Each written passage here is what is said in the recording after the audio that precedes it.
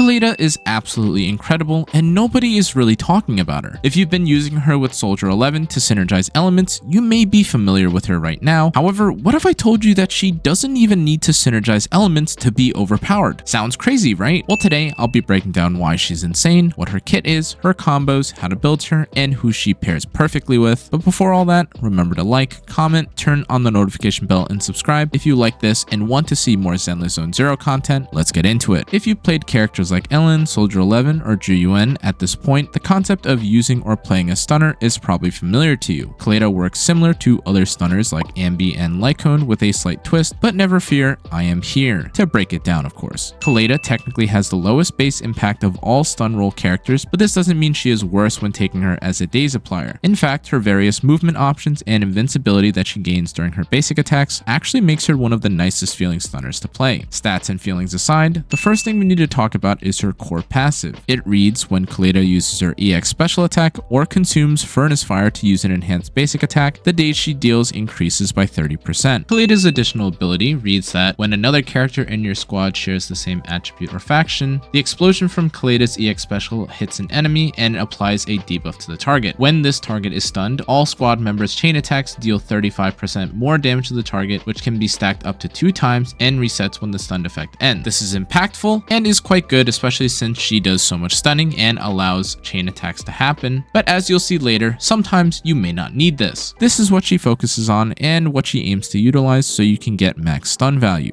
Now at this point, you may be wondering what Furnace Fire is or how to get it, so let me explain briefly. To start things off, Furnace Fire will make Koleda's hair glow bright orange and enhances a few of her attacks. For her basic attack specifically, consuming Furnace Fire will cause her to launch an enhanced version after the second hit that deals massive fire damage. Additionally, this attack will have its daze increased by 30 up to 60%. Her EX special attack also gains this increased daze too, so keep that in mind when planning your fights out. In terms of how she'll be getting it though, she has a couple options. Koleda can perform a perfect aka defensive assist and follow it up with a basic attack. She can use her special attack and she can also perform a chain attack. All of these will give her the Furnace Fire effect. On that note, let's talk about her basic attacks. There are 4 parts to the attack combo, and the important things to note are her second and fourth hits. These can be identified by the second hit being a downward swing starting from the ground, and the fourth hit being a downward swing after Koleda is in the air. The reason for this being so good is that she can reduce how long it takes to perform her special attack. However, this isn't the only benefit we have from her basic attacks. The next added benefit is the enhanced version of her basic attacks she gains after having the Furnace Fire effect. With it, she can use her basic attack to now deal massive fire damage and increase how much daze she deals. To be clear, both the damage and daze increase she gains from using the enhanced version are absolutely great. However, while it's obvious why the stun increases great value, I'll go further in depth later why the damage is also sometimes not worth overlooking. Now let's talk about her special attack. The first thing we can get out of the way is Koleda's unenhanced special attack version. To be honest, if you don't have the energy to perform the enhanced variation, it's almost never worth using. In terms of what the special attack actually does though, it is a swing followed by a powerful explosion that deals fire damage and provides Koleda with the Furnace Fire effect. The special attack is made up of 2 parts with the swing and explosion, and the goal here with using this during the second and fourth hits of the basic attack combo is to avoid the low damage, low scaling swing part while still maintaining the high impact explosion part. Keeping this explosion is actually extremely important because it has some of the best multipliers value wise in Koleda's entire kit. It has a 606% to 1212% damage multiplier, a 494 scaling up to 741% daze multiplier, and this is nothing to joke about. In most cases, once your characters are well built, this will completely daze non-boss enemies immediately after one hit and also allow you to begin chain attacking. By comparison, the swing portion of the EX special attack has a low 152% to 305% damage multiplier and an even lower 152 to 229 daze multiplier. Long-winded math aside, this feels absolutely amazing, especially when you don't want to fight multiple enemies at the exact same time. That being said, having this to daze bosses quicker while also dealing decent damage in general is always going to be valuable. Now there honestly isn't that much else that's notable about Koleda's kit, but keep in mind that her defensive assists and dodge counters are very important. They provide a decent amount of daze, and in some cases they can get you out of a bad situation since you are invincible when performing them. The final thing I want to mention is her ultimate, which honestly doesn't feel that great to use over something like a support or main DPS one. All of this is pretty standard though in terms of agents in ZenlessZoneZero. So now we know what her skills do, let's talk about priority. Koleda's focus is dazing, so she'll prioritize upgrading what provides the most stun or what she uses to stun the most. As a result, max her core skill when you can, then upgrade her special attack followed by her assist, basic attacks, and then end things with her dodge and chain attack. Truthfully, the exact order that you choose to upgrade these specific skills after her EX special and assist is definitely not that important since they all provide days. But on a side note, upgrading this character's skills beyond level 7 is probably not that realistic for those trying to save resources. That being said, upgrading them will definitely yield faster stuns and good damage, especially to non-boss enemies. Just remember that getting to this point may actually take quite a while. Let's talk about Koleda's combos now. Funnily enough, she does actually share a lot of similarities with the combos that damage dealers perform.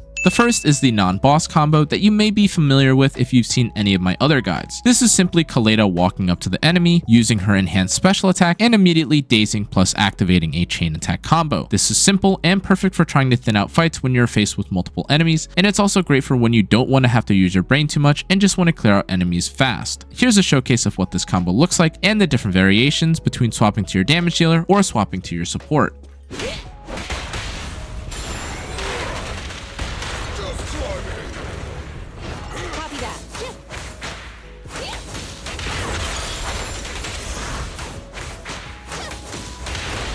Second is the boss combo and is exactly for what it sounds like. This combo involves Koleda using her basic attack in combination with her EX special to avoid the swing portion of the attack. But this is where things get a bit complicated. When using Koleda's special after the second hit of Koleda's basic attack, it ends the combo, giving you the furnace fire effect and resets you back to the beginning of your basic attack string. If you're just trying to use your special attack quickly to stun, or if you don't want to min-max too hard, this is a perfectly fine place to end the entire combo. However, the full boss combo is the following. Begin the basic attack combo again, but this time continue up until the 4th hit, and then follow this with another EX special attack to maximize damage plus daze potential. Here's a quick showcase of what these two variations of the boss combo look like.